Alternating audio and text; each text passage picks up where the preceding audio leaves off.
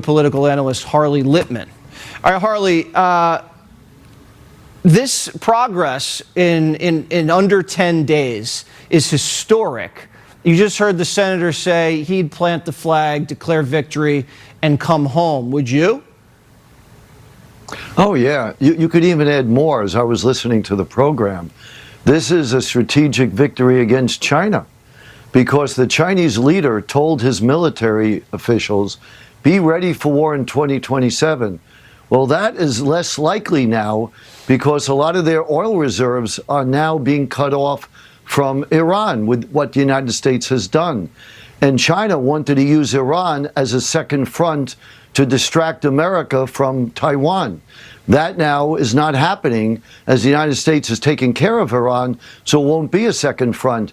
So this puts us in an advantage with China and makes war less likely. So I think that's a huge strategic benefit and outcome that nobody seems to be talking about. The disinformation campaigns you see, and I'm not accusing CNN of putting out disinformation. They're very brave. They're over in Iran right now reporting. But you're seeing a lot of players in corporate media.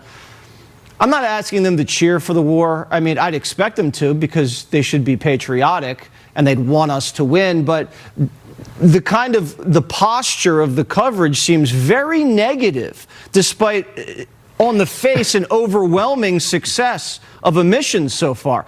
Does that hurt the war effort?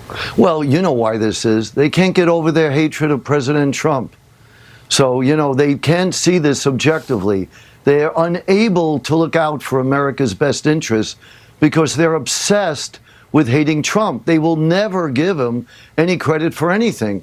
And especially if you're a Democrat and a liberal, this regime in 2 days murdered 32,000 people. They shot them in the streets, went up to them as they were wounded, shot them and beat them to death. When the wounded were in hospitals, they entered the hospitals. The doctors were fighting with them, and they shot the doctors, and they shot the wounded protesters. What kind of regime is that? If you're a Democrat and a liberal, where's your compassion? Supposedly they care about human rights. I don't see it here. Where are the demonstrations? I haven't heard of one university having any demonstrations against Iran for their slaughter of innocent protesters. That's a good None. point. That's a very good point. The regime, are you seeing early signs of collapse? I'm starting to pick up some signs.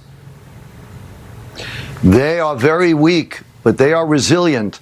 But don't confuse resilience with strength.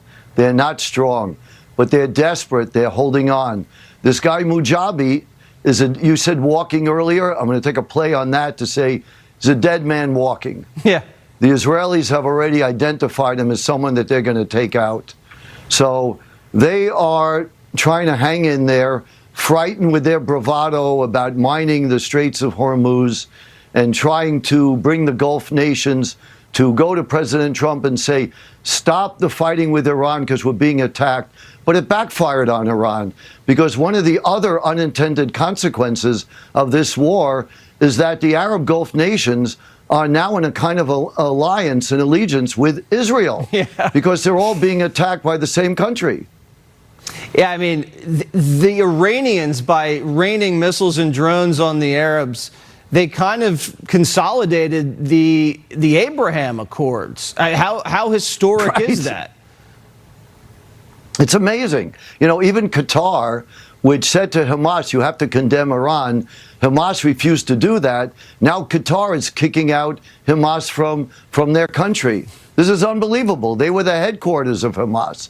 So what President Trump is doing is causing a change in the Middle East for the better, which will create peace among the nations there, particularly among Arab nations and Israel. I don't think in history we've ever seen the Arab world and Israel more aligned with one cause than we're seeing now. And this is due to President Trump. So what benefit to that is that to America? If it used to be like a little bit of a hornet's nest with all these factions, Shia, Sunni, Jews, all these sects.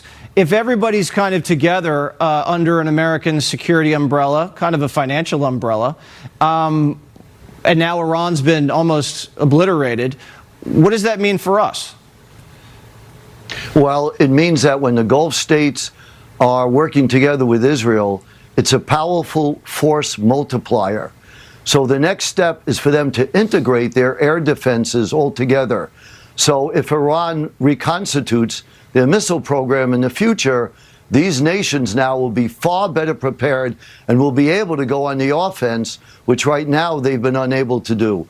Also, by being united like that, the United States does not have to spend much time there. Yep. It frees up the United States to focus on China, which is our #1 adversary. Yep. So we pivot to the Pacific and our hemisphere. And that's what we've been trying to do for 2 decades. One of these days we'll get there, Lippman. One of these days, I swear.